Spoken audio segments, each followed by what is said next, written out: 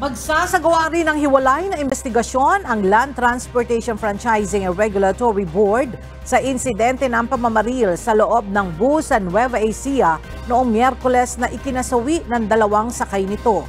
Ayon sa LTFRB, nag-i-issue sila ng show cause order sa Victory Liner kung saan ikinokonsidera ring witness sa krimen ang kanilang bus driver.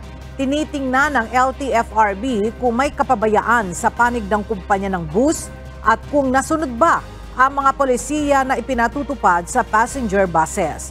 Una ay kung nasa tamang linya o ruta ba ang nasabing bus at ikalawa ay kung naipatupad ba ang safety measures dito.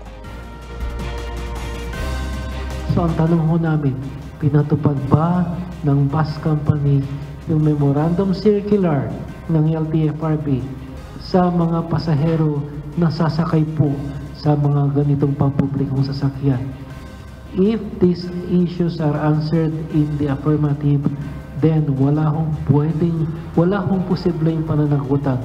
Pero if of these two, may isa po na hindi ho nila natupad, posible po sigurong pagpaliwanagin namin sila and a possible administrative sanction will be imposed upon them pag may hindi po sila natupad.